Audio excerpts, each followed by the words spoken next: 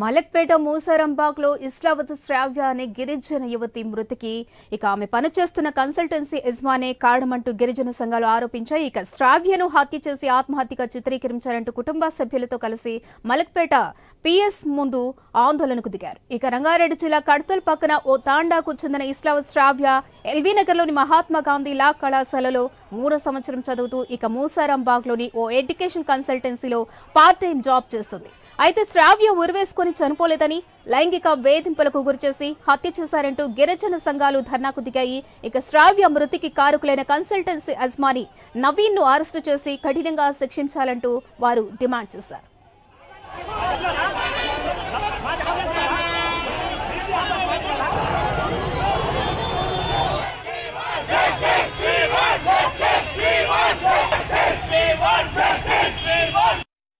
Night around 10-10:30 మధ్యన మాకు ఒక ఇన్ఫార్మర్ నుంచి మాకు ఫోన్ రావటం, సైట్ ఇట్లా ఇన్సిడెంట్ అయిందని చెప్పి చెప్పగానే ఇమీడియట్ మా ఇన్స్పెక్టర్ గారు స్పాట్ పోయి అయితే మన అమ్మాయి ఊరేసుకుందో చనిపోయిన అమ్మాయి పేరు శ్రావ్య అయితే ఆ రూమ్ అయితే ఇమీడియట్ దాన్ని తాళం వేసేసి దాని ఇమీడియట్ మరి ఇప్పుడు అంటే చనిపోయిన లేడీ యశోద హాస్పిటల్ తెలవగానే ఇమీడియట్ యశోద హాస్పిటల్ షిఫ్ట్ కావడం, ఆడిపోయి చెక్ చేసినట్టు ఇమీడియట్ చనిపోవడం డిక్లేర్ కాగానే అక్కడ నుంచి ఉస్మానియా జనరల్ హాస్పిటల్ కి మాచరి షిఫ్ట్ చేయడం జరిగింది. బేసింగ్ దాన్ని బట్టి అలాంటి కేసు రిజిస్టర్ అయింది. ఇన్వెస్టిగేషన్ లో భాగంగా ఇప్పుడు అంటే వాళ్ళ అలిగేషన్ ఏంటంటే వాళ్ళు రకరకాల అలిగేషన్ పెడుతున్నారు.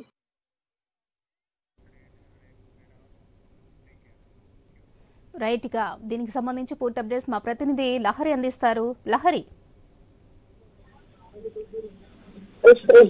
ప్రస్తుతం గిరిజన యువతి అయినటువంటి శ్రావ్య నిద్రాబాద్ ఇస్లావత్కి చెందినటువంటి శ్రావ్య మృతి ఎదురువేసుకుని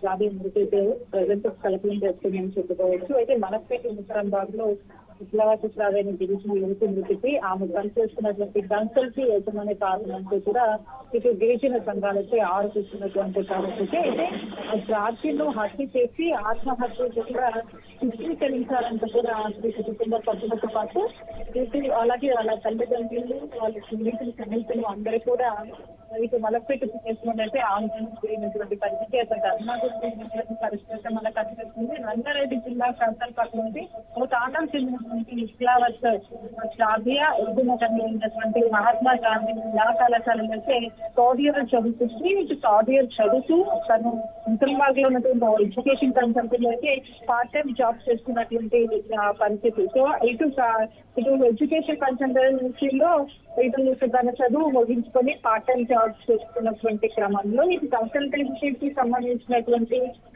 యజమాని ఎవరైతే ఉన్నారో అతను లైంగికంగా వేధింపులు ఉన్నాయి, అందుకే మా అమ్మాయి ఇలా ఉరి వేసుకొని చనిపోయిందంటూ కూడా వాళ్ళ కుటుంబ సభ్యులైతే ఆరోపిస్తున్నటువంటి పరిస్థితి. అలాగే తన స్నేహితులు ఎవరైతే ఉన్నారో వాళ్ళు కూడా అదే విధమైనటువంటి సమాచారం అయితే మనకు అందిస్తున్నారు.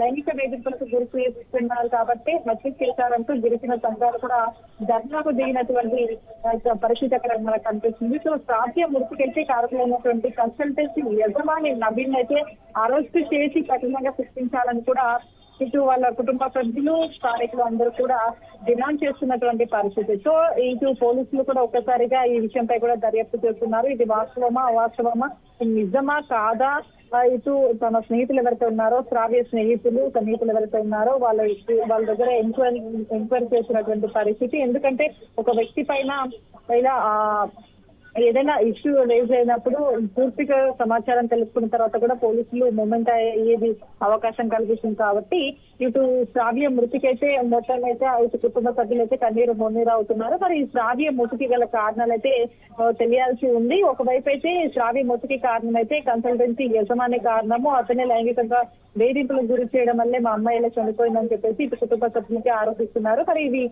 ఎంతవరకు వాస్తవం అనే కోణాలు కూడా పోలీసులు దర్యాప్తు చేస్తున్నటువంటి పరిస్థితి ఉంది. Thank you Lahari.